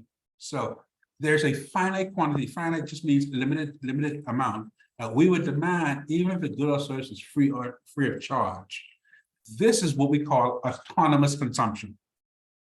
Autonomous consumption is the amount that we would demand if it was free. If the price was 0, this is the amount that we would want. The most that we would want, even if it was free. This is called autonomous consumption. And in our mathematical equation, in our economic function, we stick this autonomous consumption right next to the equal sign on the right-hand side.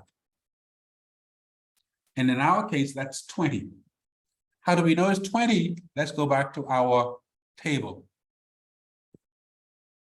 You see where P equals 0, price is 0, how much we want?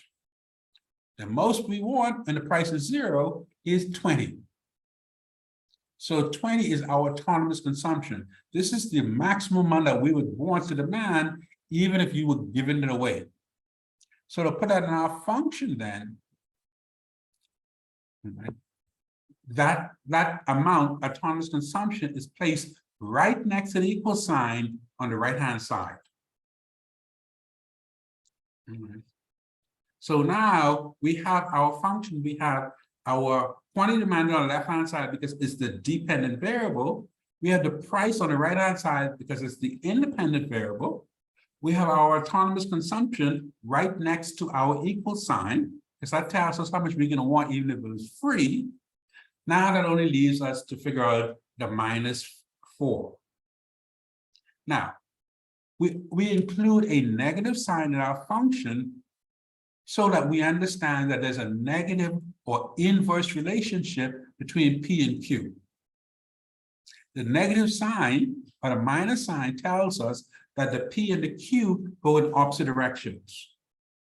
If we had a plus sign, that would tell us that the P and the Q go in the same direction, either both going up together or both going down together.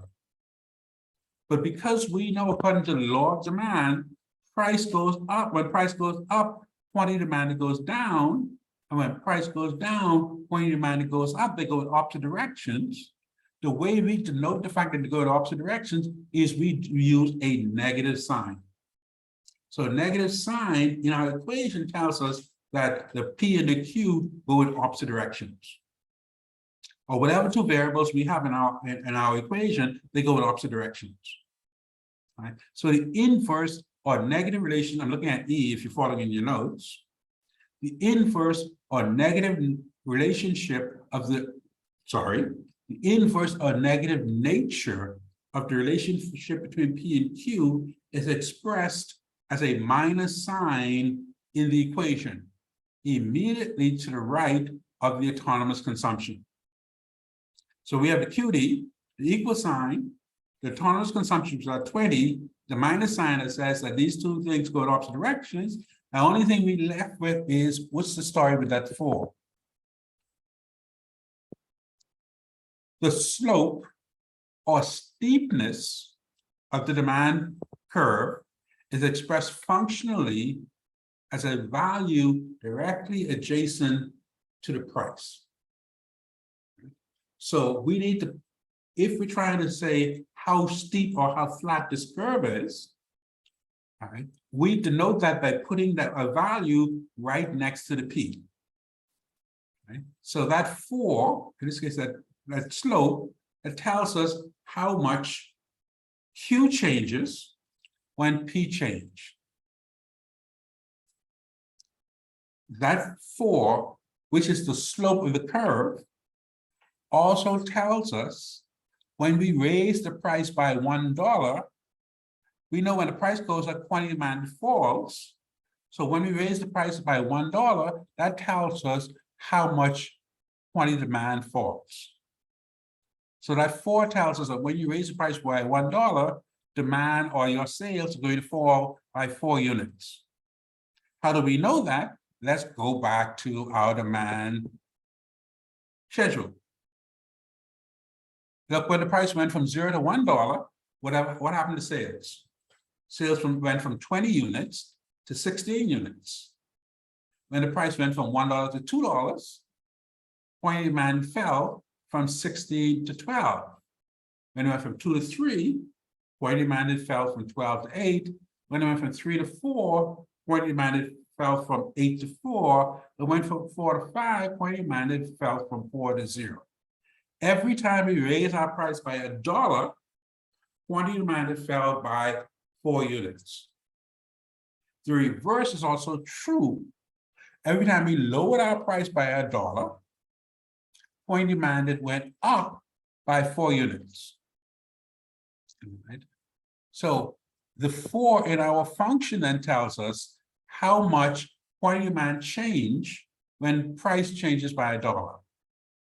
So now let's look at all the elements. 3 separate ways of looking at the exact same information. We have a table of prices and associated quantities demanded.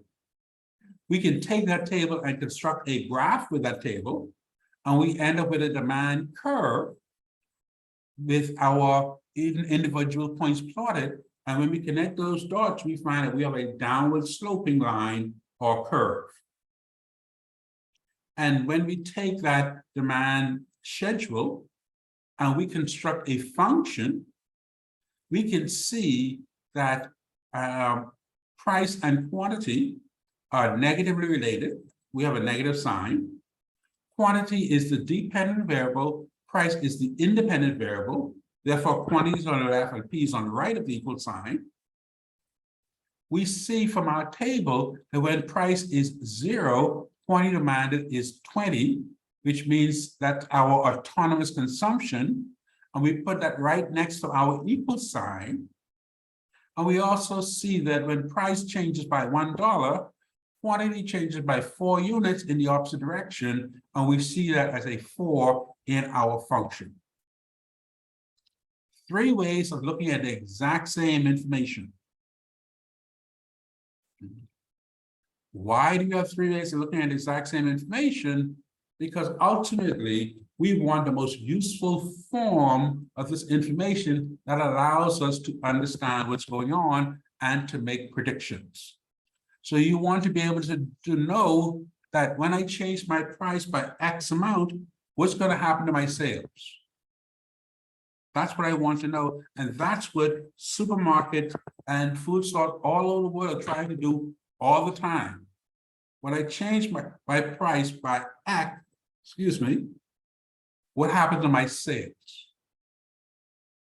So how do we use this information? All right. Before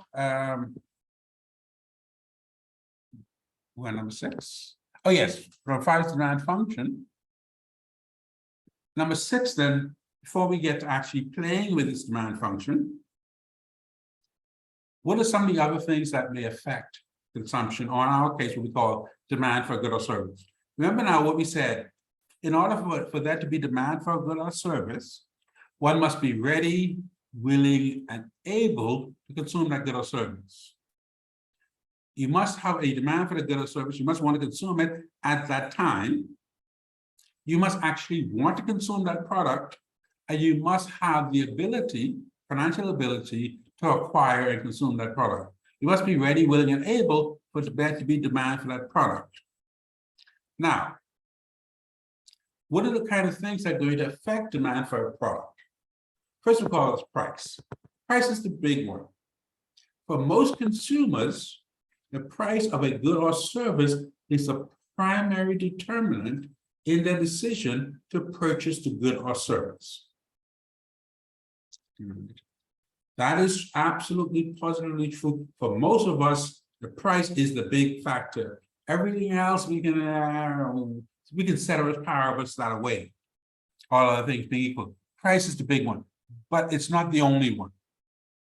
A couple of things that we want to bear in mind. Income, our income certainly affects how much of a given product or service we're going to be willing to demand. For normal goods, and we put normal in quotation marks, hang on to that for a moment. For normal goods, as you make more money, as your income rises, demand for these goods or services also rises. Right? You can see this in your own life where, there was a time when you had 2 or 3 pairs of shoes and they served you quite well. All right, slippers to run around the house unless you were barefoot. You had your school shoe, you had your church shoes, you probably had a pair of tennis shoes. And you was good to go. Now you started making some money, you got 20 or 30 or 40 pairs of shoes in your closet, and you're still thinking you ain't got nothing to wear.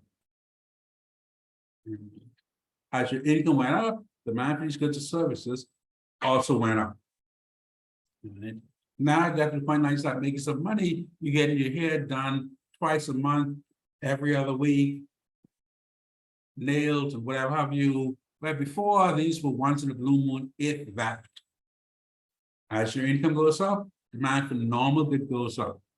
Now, we did say normal goods. Right? Because there are 2 other types of goods that we would consider non-normal goods. They're what we call inferior goods. And inferior goods are just the opposite. Inferior goods are often described as necessities. Yeah, these are the kind of stuff where if you're like my house, we go shopping once a month. Yeah, it's only 2 hours, we ain't got a children, 2 little dogs. We go shopping once a month. All right. And just before time to go shopping, the very last stuff left in the cupboard. Probably some cans of tuna, maybe a can of corned beef, maybe some cereal, some Campbell's tomato soup. I don't eat Campbell's tomato soup anymore. That's a story for another day. Yeah, you get the idea. The last stuff left in the cupboard at the just before you go grocery shopping. And then as soon as you bring groceries home, these are the kind of things you forget about in the end. Right? Inferior goods. If you grew up on a family island or spend any time on a family island, you know about these kind of things, making do. Right? You make tea out of pretty much any leaf you can put your hand on. I don't know. I've heard stuff like sour leaf tea and dill seed tea and what's it, tamarind tea? Is that any tamarind tea? Big sour tea? No, I don't know what it is. Pretty much any bush in the yard, boil it up and throw some sugar and make tea. No. All right. Crocus sack, turn it into clothes. I hear people think that flour pop, which is what? Flour and water, a little bit of sugar, and yeah, in place of cereal or porridge or I don't know, whatever. I'm sure some of you probably know better than me. But the idea is that once you start making a little money now, then you eat those things no more. Because then on the other end is luxury goods. Luxury goods do not follow the same economics as normal goods. The luxury goods, as the price goes up, we want to buy more of the stuff because it's a status issue as opposed to an economic issue. Right. Our interest is more on normal goods. All right. Other types of goods, other things that may, other things that may affect demand. Associated goods. All right. There's two types of associated goods that we're going to talk about. The first is substitute goods. A substitute good, folks, I am going to have to pause this a moment. You still should be able to hear me. Yes, we could. Okay, good. So associated goods, two types of substitutes. Substitutes are goods that can be used instead of a particular good or service. All right. Beef versus chicken. All right. If you decide to go to the supermarket and you normally pick up some sort of beef, whether it's steak or whatever, and you find the price is too high, listen, you're turning out to eat chicken this week. All right. Food is food. Coke versus Pepsi. We have a definite choice until we get in the club and they make it a drink. Then I ask you, you tell them you want rum and Coke and all they got Pepsi, they can make you a rum and Pepsi and you can drink it, and alcohol is alcohol. Right? You go to any fast food restaurant in this country, they only have one cola. They either have Coke or they have Pepsi. You tell them you want Coke, they only have Pepsi, they can give you Pepsi. Or vice versa. All right. Very, very, very, very, very, very, very few people that jump out of that car, go into McDonald's or Wendy's and whatever, and make noise. Say, I really wanted a Coke, but y'all give me a Pepsi. No. We may ask for a change if we want a cola and they give us some other white drink or some other kind. Yes, that's a different story. Comb versus brush. Yes, there's some differences, but in a pinch, you'll do what you can do. So substitutes are goods that can be used instead of each other. Complementary goods are goods that are consumed together.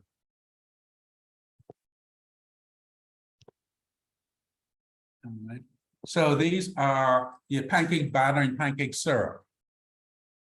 The ultimate complementary goods are left and right foot of shoe or sock. All right. Pretty much you can't wear one way or the other. Though these days in time, you can't really say that about socks because people do crazy things and call it fashion. Population. As the number of persons interested in consuming that good or service rises, then demand for those goods and services also rises. Fact of the matter is, if a bunch of y'all have insurance all over the place, demand for children's stuff is going to go up. That's all there is to it. As the number of persons interested in consuming that good or service rises, then demand for those goods and services also rises. Another factor that may affect demand for a good or service is tastes and preferences. We driven by advertising. We don't like to believe that advertising affects our choices or affects our preferences until we stop and think about it. Right? Give you an example. Almost every SUV in the Bahamas we call a Jeep. But Jeep is a brand name. All right. I drive a Ford Explorer. I don't want people calling my Ford Explorer a Jeep because it ain't a Jeep. But behaviors, we call every SUV a Jeep. Right. What do we call every dish detergent? Joy. Damn straight. Every dish detergent is Joy. Every cleanser is Ajax. Every bleach, Blanco. No, I just say bleach. Every denim pants is a jeans. Tastes and preferences, all of that is because of advertising. But you know what's the big one? Any married ladies? Not yet. None of y'all married? Yes, me. I get it married. Wait, okay. Who's the me who's married? Nairn. Okay, Mrs. Nairn. Did he give you an engagement ring? Yes. What was the stone? Diamond. All right. Who's engaged?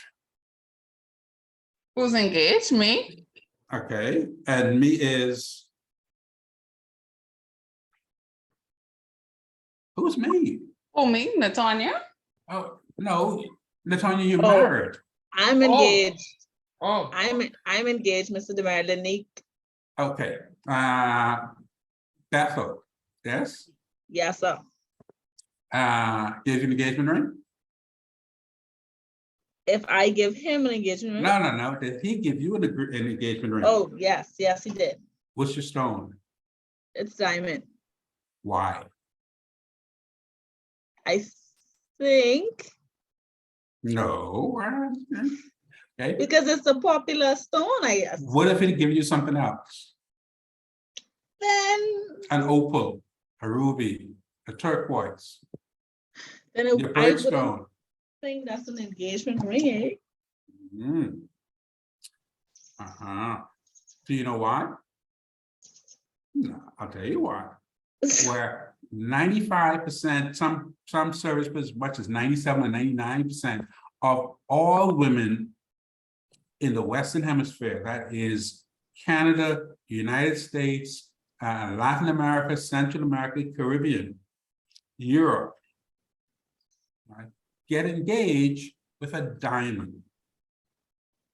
But that was not always the case. In most of Asia, the engagement stone is an emerald.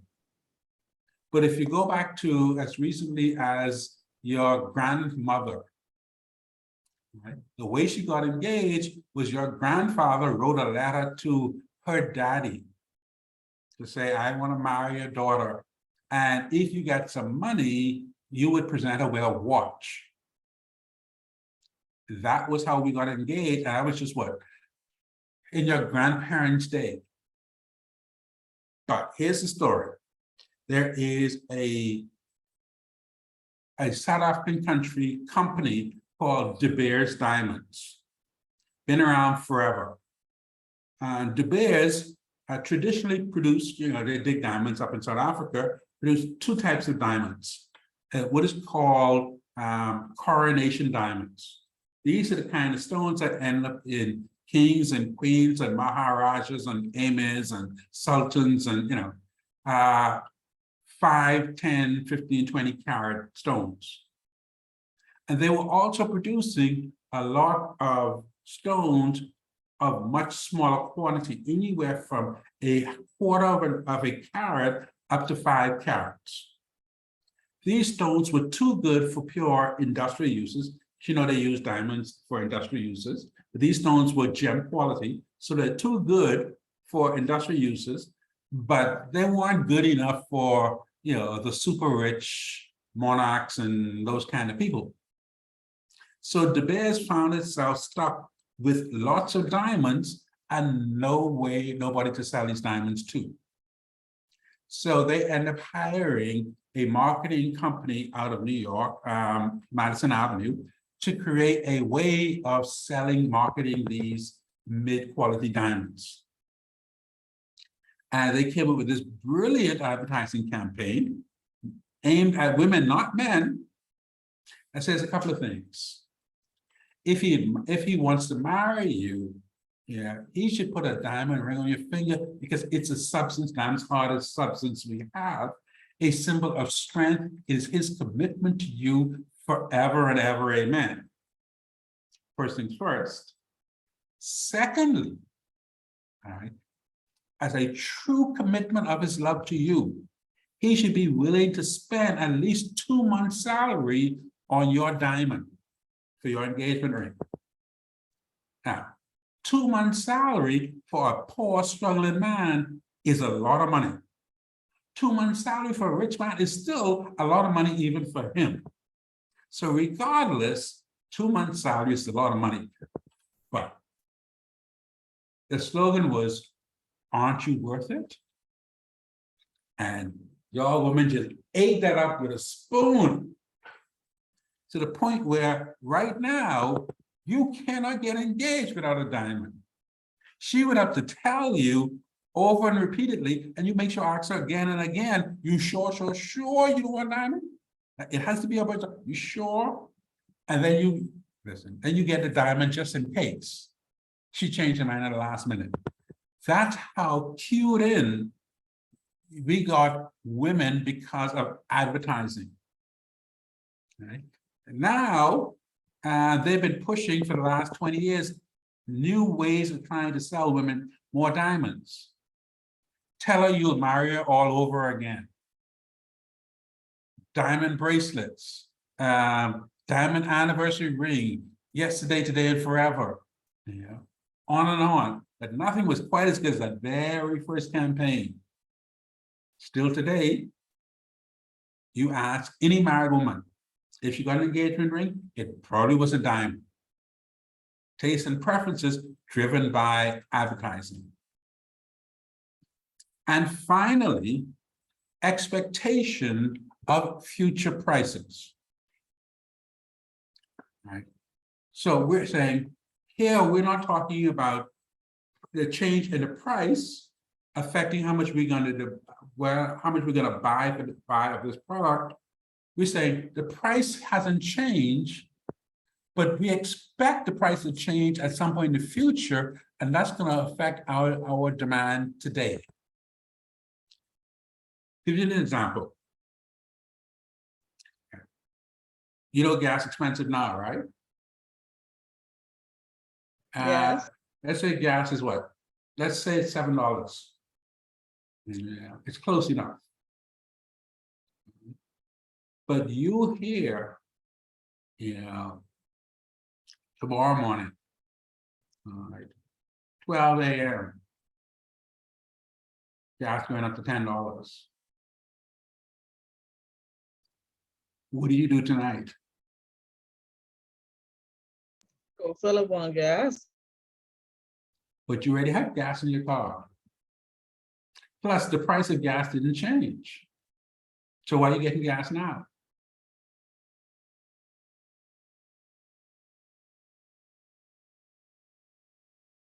Because you expect prices to go up tomorrow. Right. Remember now, we said, in order for there to be demand for a product or service, you must be ready, willing, and able to consume that good or service. Right? Before you hear the price of gas is going up. Right? Were you willing to buy gas tonight? You weren't. You still had the money, because obviously, but you weren't ready or willing to buy gas tonight. But once you heard the price is going up tomorrow, now your willingness and your readiness changed. All because you expect prices to go up in the future. The reverse is true. If you normally do grocery shopping on a Friday, all right, and you hear that because of this extra shipment, unexpected shipment of chicken, you know, come Monday, the price of chicken is going to fall substantially. Are you going to buy chicken this Friday when you go to the supermarket? No. You're going to wait until the price comes down on Monday, regardless of what the price is today. So your demand for chicken today has changed because you expect prices to change in the future. Your demand for chicken today fell. You were planning on buying chicken today because you usually buy chicken today. But you hear price going up, going down on Monday, so you can hold off. All right. So if consumers expect prices to rise in the future, demand for that good or service will rise today. All right, let me catch that before the price go up.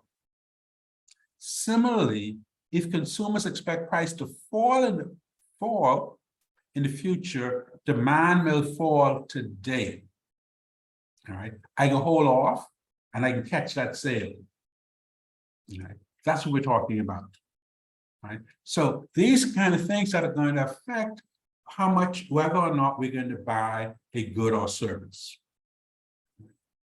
Okay, any questions? I think that's as much as we want to do tonight, because what we're going to start on Wednesday, you get putting some numbers to this and see how we could be calculating. Oh, I like that. Yes. Right. So, questions. I'm assuming everybody is sending in their homework. I will check my email. I think I have most of you by now. We'll see who happened to catch my 6 p.m. deadline and who was, you know, ooh, I don't know. You'll have to see. All right, so stop sharing. Any questions? No questions? Good, good. I'm assuming everyone was able to make their way through the homework without too much of an issue. I will see when I go about grading those tomorrow. And you should get those back on Wednesday. All right. No? Okay, good. In that case, ladies and gentlemen, thank you all very much. Enjoy the rest of the evening as is, and I will see you guys on Wednesday. Okay. Good evening. All right, good Good night. evening.